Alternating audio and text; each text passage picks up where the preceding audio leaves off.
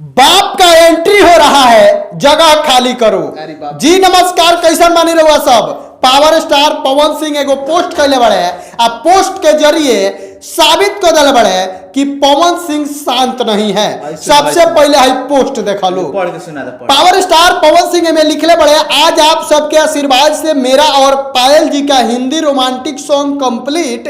इस गाने को बहुत जल्द शूट होगा और आप सबके बीच। पायल जी मतलब पायल देव। हम बता दी भैया कि भोजपुरी इंडस्ट्री के पावर स्टार पवन सिंह जौना बेरा बॉलीवुड में जाके एगो फिल्म में गाना गौलर ले, तो सारा लोग के कहना मी रहे, अरे यार पैरवी लगा के फिल्म में गाना आ गइल बा, पैरवी लगा के गाना कर दिहल गइल बा। तो ओकरा बाद सब लोग कहल जा, अच्छा चलो भाई फिल्म के बात पा। लेकिन आज पावर स्टार पवन सिंह जब पायल देव के साथे गाना कंप्लीट कैले बड़े, गाना के अब शूटिंग हुई, गाना आई, तो यानी तू समझ जा कि ई एल्बम के गाना हो। आ एल्बम के गाना यानी बॉलीवुड के एल्बम दुनिया में भी पावर स्टार पवन सिंह के एंट्री हो गइल बा। आ जब पावर स्टार पवन सिंह के एंट्री हो गइल बा भाई, तो बॉलीवुड के जितना कलाकार बाड़े सब लोग अपन कमर के पेटी बांध ले। काहे कि पवन सिंह जब भोजपुरी में गावे ले तो भोजपुरी के केहू कलाकार ना टिकेला। तो भाई एकदम 100% आप मानिए कि जब बॉलीवुड में गाएंगे तो एकदम इतिहास रचेंगे। अब पावर स्टार पवन सिंह वही कलाकार है जो 500 मिलियन 700 मिलियन फिल्म के गाने को व्यूज दिलवा देते हैं, और व्यूज आया भी है। आई नहीं जो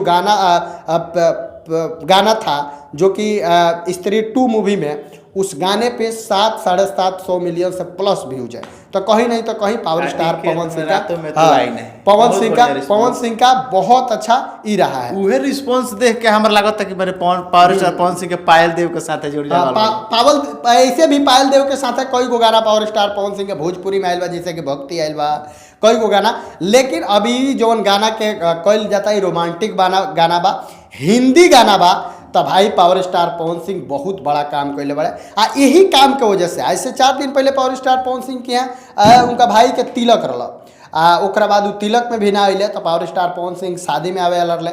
तो भाई का जाने शादी में भी अहन कि गाना के शूट करिए, ई कन्फर्म नहीं है। लेकिन पावर स्टार पवन सिंह रहुआ सब समझ जाए कि भोजपुरी के एक वैसे कलाकार है, वो एक वैसे लेवल के गायक है जो बॉलीवुड हो भोजपुरी हो कहीं भी जाते हैं तो एक तरफा राज करते हैं। और पावर स्टार पवन सिंह का एक और गाना आने वाला है जो कि बहुत जल्द, और उस गाने के बारे में भी हम आपको बताएंगे। एक गाने का पोस्टर आने वाला है, पोस्टर आएगा जैसे वैसे हम लोग वीडियो बनाकर आप सभी को जरूर दिखाएंगे, दिखाने को कोशिश करेंगे। तो आप सभी लोग चैनल पर नए हैं तो सब्सक्राइब कीजिए, वीडियो को ज़्यादा से ज़्यादा शेयर कीजिए। आप लोग क्या सोचते हैं, जाने वाले मोहम्मद रफी पावर स्टार और आप लोग क्या सोचते हैं, कमेंट में अपना राय जरूर दीजिए। नमस्कार।